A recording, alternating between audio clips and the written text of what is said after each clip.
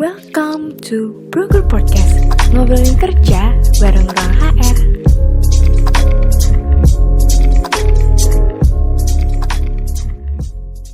Halo Sobat Hero, kembali lagi di Broker Podcast, tempatnya kamu cari informasi seputar pekerjaan.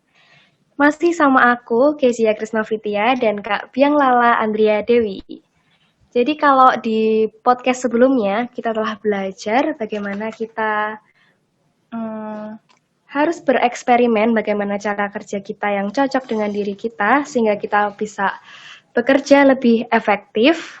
Nah, pada kali ini, kita akan mengulik-ulik nih tentang pekerjaan yang dilakukan oleh Kak Biang Lala. Kayaknya menarik banget nih. Oke, Kak Biang Lala, kita mulai ya. Boleh. Mungkin ada nih di antara kita yang belum tahu apa itu psikolog klinis. Boleh dijelaskan sedikit, Kak, apa itu psikolog klinis dan bagaimana tugas serta tanggung jawabnya?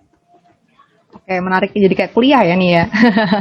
Psikolog klinis itu ya bisa disebut salah satu profesi yang memberikan pelayanan di kesehatan mental ya. Kalau tanya tugasnya secara singkat aja, tugasnya membantu klien atau pasien untuk meningkatkan kualitas hidupnya sih. Sebenarnya seperti itu. Psikolog klinis ini memiliki setting layanan di bidang kesehatan. Lalu apa bedanya, Kak, dengan psikiater? Oke. Kalau bedanya psikolog klinis sama psikiater, yang pertama dari jenjang pendidikannya. Kalau mau jadi psikolog klinis, kita pertama tuh S1-nya fakultas atau jurusan psikologi gitu, SPSI gelarnya. Kemudian kita lanjut di magister keprofesian, peminatannya klinis. Nanti dapat gelar 2, empati sama psikolog. Itu latar belakang pendidikan. Kalau dokter atau psikiater, ya berarti S1-nya kedokteran, kemudian koas, internship, sama seperti dokter pada umumnya, kemudian ambil spesialisasi kejiwaan. Nanti gelarnya SPKJ. Itu dari latar belakang pendidikannya. Kalau untuk treatment yang diberikan, psikolog itu memberikan psikoterapi. Gitu. Kalau dokter memberikan resep atau psikofarmakologi, obat, dan ditambah juga psikoterapi. Gitu. Jadi psikolog nggak bisa meresepi obat, tapi kalau merasa butuh diresepi obat, berarti konsultasinya ke psikiater. Masalah-masalah apa aja sih, Kak, yang biasanya diatasi oleh psikolog klinis? Oke, banyak banget sih masalahnya apa aja ya, karena kan pada dasarnya psikolog klinis itu kita mempelajari tentang manusia. Jadi apapun permasalahan manusia di bidang pikiran, perasaan, dan perilaku itu bisa dan cenderung bisa dilakukan atau di treatment atau dibantu oleh psikolog klinis. Baik, Kak. Jadi seputar manusia ya, Kak, masalah-masalah yang dihadapi manusia. Nah, sekarang bicara tentang dunia kerja yang saat ini yang sangat kompetitif. Bagaimana menurut Kak Biang Lala untuk kita mempersiapkan mental kita? Oke, berkaitan sama dunia kerja ya, gimana caranya untuk bisa meningkatkan mental atau paling nggak biar kita tetap waras gitu ya, meskipun di dunia kompetitif. Sebenarnya yang pertama, berada di lingkungan kompetitif itu bisa menjadi hal baik ya, karena itu bisa memberikan ruang untuk kita terus develop diri kita, untuk mengembangkan diri kita, untuk stay foolish gitu, kayak oh ini apa ya aku pengen tahu, aku pengen belajar dan segala macam seperti itu. Tapi di sisi lain kalau memang justru membuat kita jadi insecure, jadi stres, itu yang menjadi permasalahan lain. Jadi mungkin tentang mindset juga. Kalau mindsetmu adalah aku ingin belajar, aku ingin mengembangkan diri, ya itu bagus dan bisa fit di dunia yang kompetitif. Tapi kalau mungkin ada isu tertentu yang pada akhirnya membuat kamu jadi insecure, merasa tidak berharga, merasa kok aku kurang terus, kayak aku nggak punya prestasi. Nah, dan itu mengganggumu sampai berhari-hari, berminggu-minggu, dan bisa mengurangi mengurangi fungsimu sebagai manusia, fungsi sebagai pekerja juga. Nah, itu mungkin adalah tanda atau sign bahwa kamu perlu mengakses layanan kesehatan mental gitu.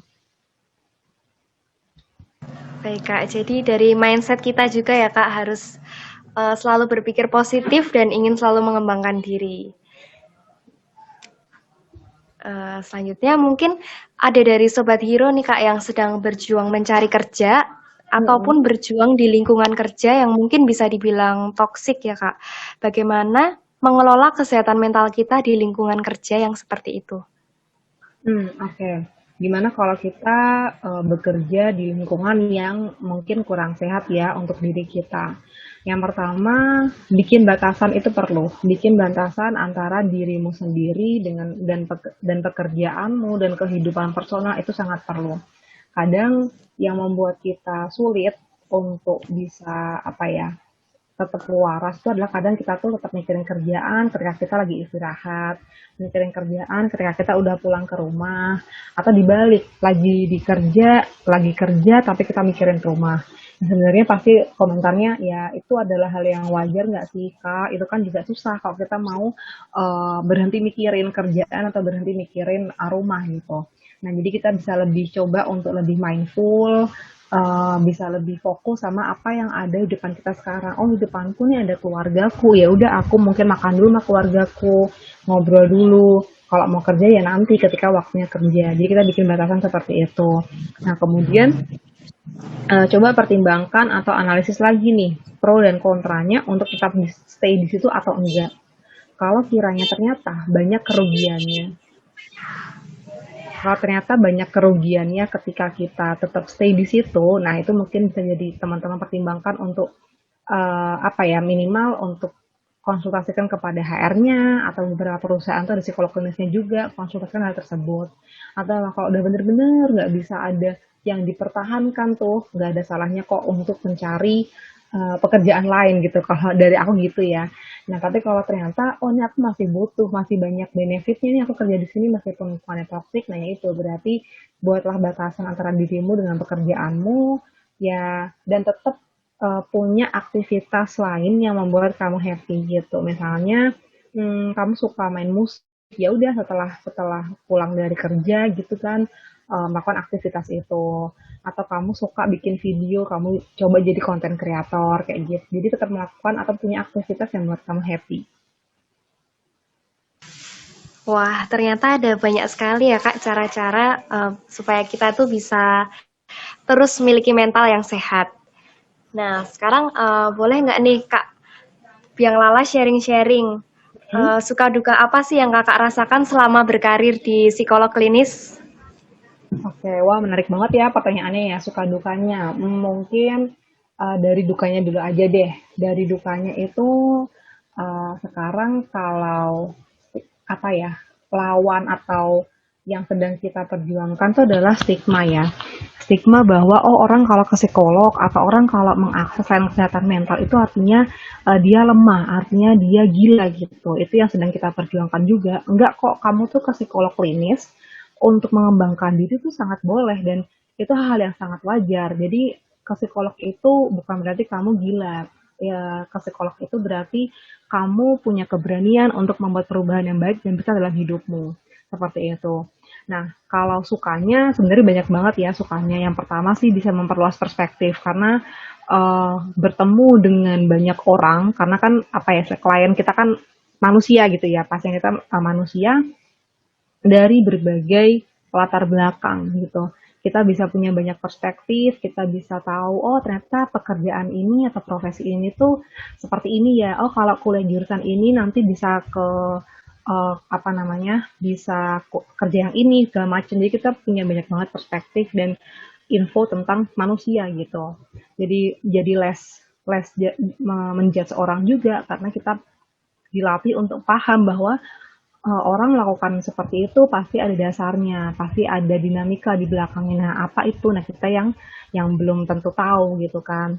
Terus bisa berbagi juga sama teman-teman tuh salah satu hal yang menyenangkan dari menjadi psikolog klinis. Begitu sih, Kezia. Wah, ternyata menarik banget ya Kak berkarir di psikolog klinis. Iya, menarik Wow. banget. Kalau tantangan terbesar yang pernah Kakak hadapi selama menjadi psikolog klinis apa Kak dan bagaimana cara mengatasinya? Oke. Sebentar ya, sambil ku ingat-ingat ya. Apa ya tantangannya? Tantangannya menjadi psikolog klinis, ya itu sih tadi yang aku udah bilang. Mungkin yang paling besar adalah stigma ya.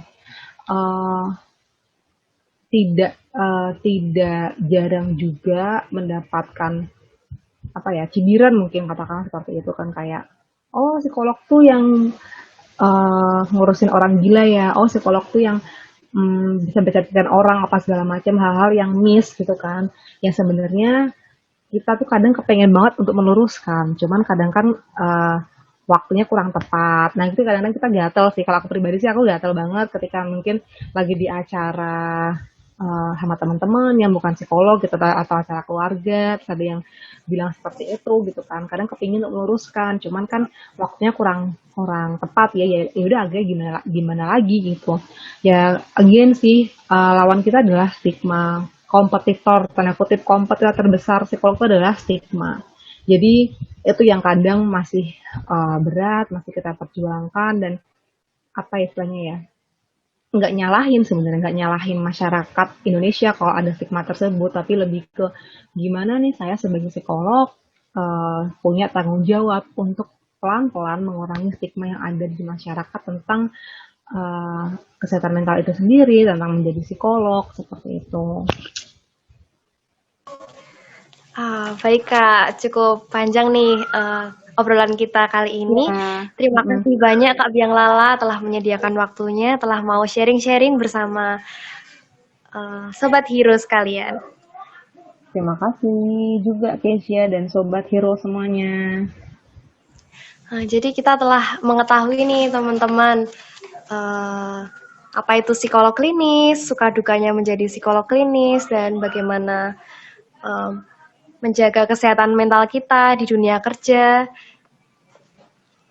Nah, tentunya menarik banget ya Sobat Hero.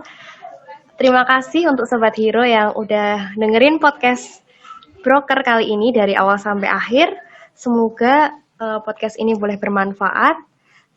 Buat Sobat Hero yang pengen tahu seputar dunia kerja lainnya, tenang aja, Broker Podcast kita bakal ada tiap minggu loh. So, biar nggak ketinggalan informasinya, ikuti kami di Instagram dan website Ruang HR. Keep stay tuned and see you later.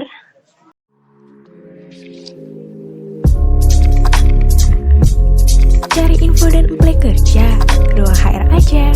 Apply kerja dari rumah.